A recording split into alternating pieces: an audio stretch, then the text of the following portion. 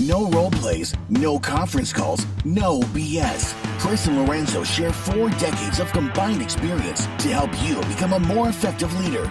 This is Hacking Your Leadership.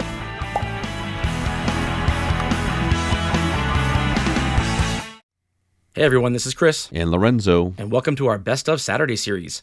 Now that we have hundreds of episodes, we get a lot of listeners asking us where to start. So we'll be selecting some of our most popular episodes to share each Saturday from our years of podcasting. We hope you enjoy it. Before I do that, I want to talk about a little bit of background noise that you might be hearing right now. This week, Lorenzo and I are at NAMM Show, which is the North American Music Merchant Show in Anaheim, California.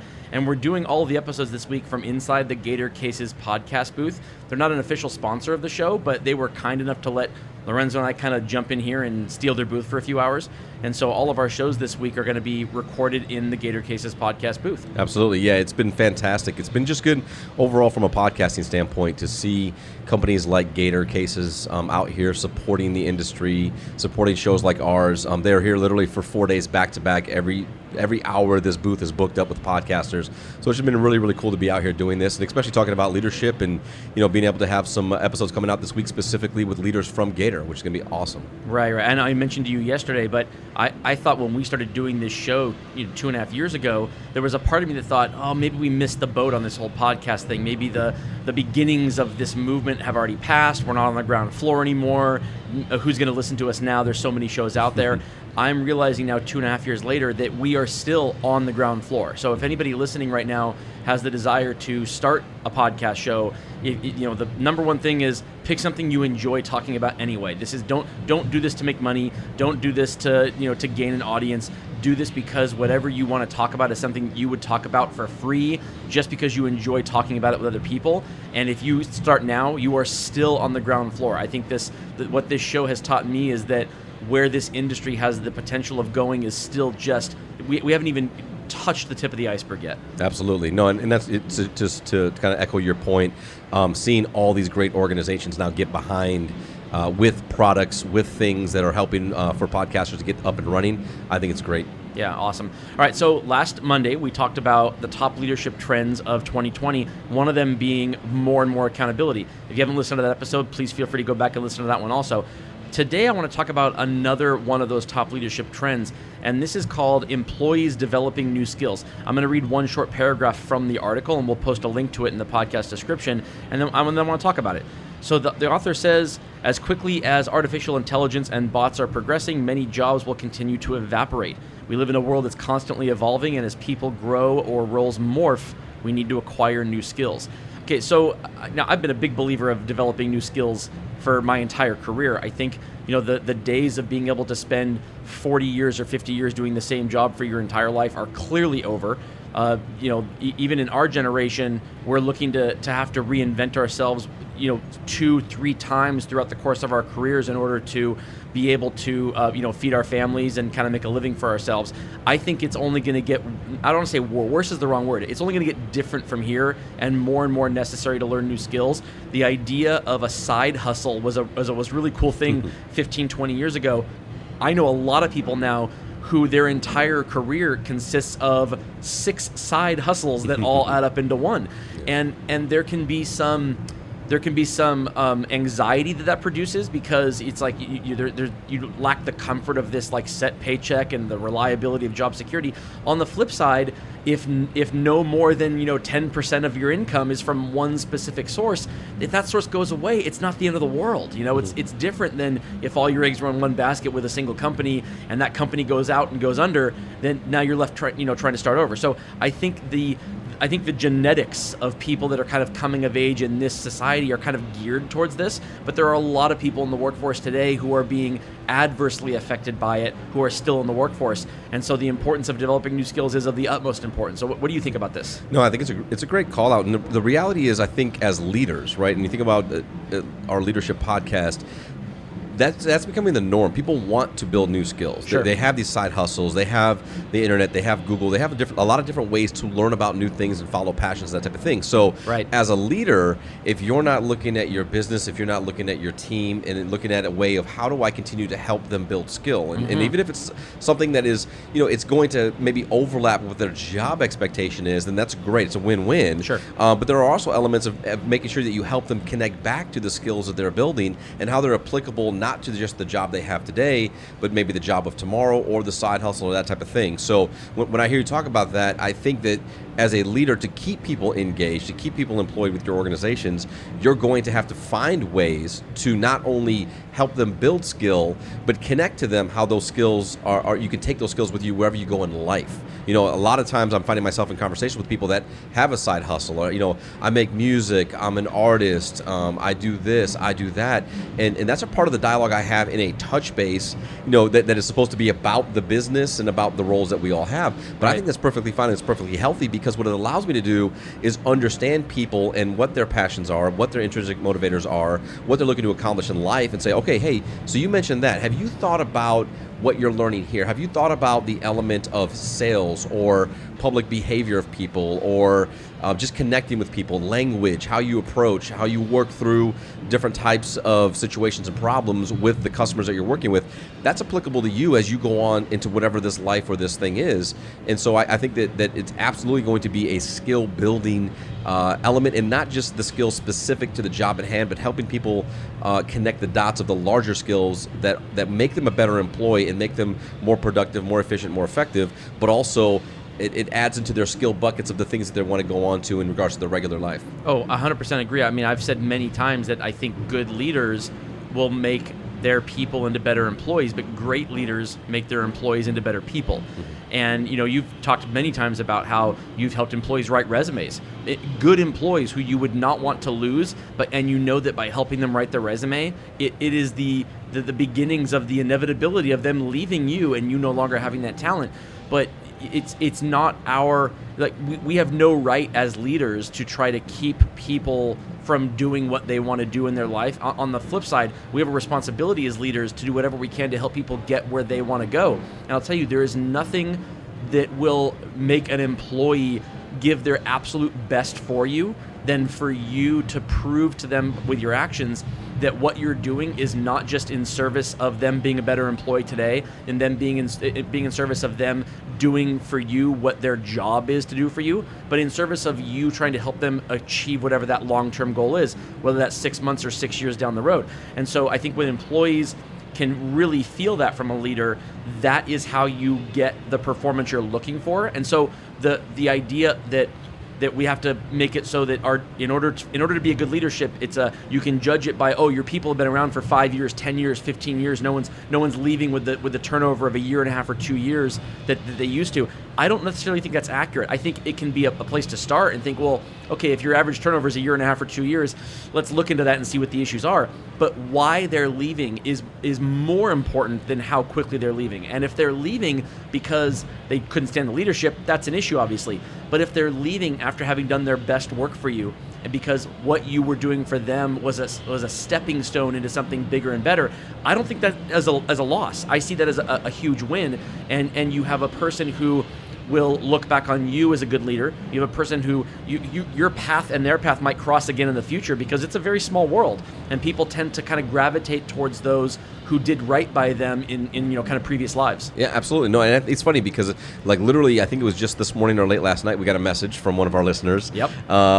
Via social media that was a direct message, so not on public, but talking about the fact that she is a leader of leaders, and that she's currently dealing with some elements of performance issues with her leaders, and so was asking for what do you suggest, and what podcasts can I go back and listen to, or what are the ones that I can utilize right now to help, and what I sent her when responded was around the culture acronym, and saying that first and foremost, before you get into the elements of performance management of leaders, you want to consider and think about what's the culture look like, and are your leaders attached to the culture, and are you treating them the same way that you would expect them to treat your people? Are you building skill? Are you connecting with them in a way so that they understand the larger whys? Do they know what you're looking to accomplish from a cultural standpoint? And then do they also know that they play a part of that, and that the same things that you want to give to your people, you also want to provide to them? Just because somebody has the title of manager or leader doesn't mean that they don't also get help with their resume, or that they don't get the skills to help with their passions and that type of thing. Just because you've risen the ranks in some of these organizations doesn't mean that you now have to opt out of following something that you also want to follow. But I think that's what ends up happening, is that the belief can sometimes becomes, well, now that you're a manager and you're in charge of and or accountable to the development of people, you now have to opt out of anything else that you want to do besides that. And while you and I will both preach, like, if you want to be a leader, you should have it with all of your heart and all of your soul, and want to have that accountability of development of people, you should also have passions. You should also have things. You should have podcasts like what we have. Of course. We're all in on this, and we're all in on taking care of people and helping develop people. But it can't just stop because of the title. So I bring that up because I think that when you're talking about skill and skill building and culture and environment, it can't just stop with individual contributors. As a leader, you also have to think about and consider what are your leaders doing, and what are you doing to help them. Right, and you have to think about too. So the idea of a college reimbursement, tuition reimbursement that's ubiquitous now. I mean, most large organizations, even a lot of small organizations, have that. But what if your people already went to college or don't want to go to college? What are you doing in order to further their education, not from a formalized standpoint, but what are you doing to further their education from a standpoint of helping them be better people and more productive people and more marketable people in the workforce? So, I've been part of organizations where if you wanted to go sign up for Rosetta Stone and learn a new language, they would reimburse you for that. I've been in organizations where if you wanted to sign up for an online course from any place to be able to learn how to do new skills, not just skills related to that job. That's the key. If you have to kind of say, oh, I'm going to do this because it's going to help me be a better employee, then you're going to have it's disingenuous. It says, I'm only going to help you do this if it helps me also. Right. And so you've lost the credibility of being able to say, I'm in this for you to begin with. But if you can say, yeah, whatever you want to do, if you can sell this as tell me how this will make you a more marketable person, regardless of what your job is now. It could be for a future role with this organization. It could be for a future role with another organization. But if there's a way that I can help you become a more marketable person, I'm willing to do that. I think that is more important than tuition reimbursement, because it doesn't just allow employees to kind of get there. It shows, it's kind of putting your money where your mouth is, that you're not here in order to make them perform better at the job. You expect them to perform at the job. And in return for that performance, you're going to give them whatever they need to help them get where they want to go. Yeah, and I think what we're seeing right now, specifically in the tech industry, like app developers and things like that, is you've got companies and organizations that are recruiting amazing talent before they get into secondary school. Oh, yes. And they're saying, come on in, and you're pretty much going to get the same exact education as far as the applicability of the job and the tactical elements of what you do, but we're going to teach you in our system, in our ecosystem, where we can now double down and triple down in what you've learned how to do here, and be really effective and use your natural talents and loves and passions in a way that best benefits you and the organization. Plus, when you get into some of these larger organizations, that's the resume builder, and a lot of these big companies now are not requiring degrees in some of these very specific industries, because they're realizing that I don't need to have this app development degree if I already know how to make apps when I'm 13. Right. What I need is a platform and an ability, an accelerant, and give me the time and what I need to make these amazing apps for you. I believe that I would think, especially within retail necessarily, that maybe we're going to start to see some of that. It'll be beyond the leadership development programs and the come out of school and now we put you through an accelerated leadership program, but an actual let's bring people in and this becomes their formal education. Yeah. I think we're a little bit away from that, but I think that would be the next iteration of how we build skill specific to then representing a brand globally, but also helping people to learn how to do these types of jobs. Yeah, so I love that example because for the longest time people have told me I should have gone to law school, and a few years ago I started looking into it. I thought, well, maybe I can go do that while I'm working full time. It is virtually impossible, and that's because anything that is accredited, which you kind of have to be, is not set up for people to do it part-time or at nights, and I found that there's almost like a cartel of sorts where the only people they want going to these accredited law schools where you actually do something with it are the 22-year-old who just graduated college and who has the ability to go full-time. And the reason why they want that is because they want these blank slates of people where they can kind of teach them the way they want to be taught. They don't want people to come in with a whole bunch of life experience that kind of, quote unquote, taints their ability to kind of just sit there and learn what they're being taught. What you're talking about the tech industry doing is virtually the same thing, but from a benevolent standpoint. It's Sure. We don't want you to waste time doing this for 4 years of college when we'd rather have you just start working for us now, and we can teach you in the ways that we want. You won't have any college, you won't have any tuition debt at the end. We can start paying you right away. We're not going to force you to sit there in a classroom for 4 years. We want you now. And so I think that if they're kind of like the trailblazers in this, but I think it will permeate other industries, especially ones where we are in as well. Absolutely. And with that, it brings us to this episode's 1 Minute Hack. The 1 Minute Hack. All right, for this episode's 1 Minute Hack, this is about helping your employees build skills that are not related to the job they're doing. If you don't know what each of your direct reports' job passions are outside of the work that they're doing for you, you need to know. You need to spend time with each of them directly, find out what their goals are short-term and long-term, and I want you to ask them what the last skill they learned was that was going to help them get there, not in relation to the job they do for you, but in relation to helping them get to where they want to go in the long term. If they can't come up with something, then you need to ask them what you can do to help them get there. And whatever is in your power to do from a monetary standpoint or from a time standpoint, focus on helping them get there, even if it's something small, even if it's something that doesn't matter much in terms of the long term. What it will do is it will help you be perceived by your people as someone whose job it is as a leader is to help them get there, not whose job it is as a leader to help them just become better at what they're being paid to do. Absolutely. I think it's a great 1 minute hack, and I think it's important, as we've always talked about, when you're building culture in a place where you want people to be empowered and show up as the best version of themselves, they also have to know that they bring a value beyond just being good at their job, and that there's something that's also kind of giving them some motivation to push themselves, to learn other skills and to invest in their own passions. And when they do that, they usually show up to work and they do a much better job. 100%. People who love what they do outside of work typically also love what they do inside of work, especially if they can attribute their passions to the people they work alongside. Absolutely. And with that, first we want to give a shout out to Brian here at Gator Cases for being the world's best engineer of podcasting. He's been doing it for 2 days and we'll do another 2 days, so his ears are burning. And with that, it brings us to the end of this episode. This is Hacking Your Leadership. I'm Lorenzo. And I'm Chris. And we'll talk to you all next time.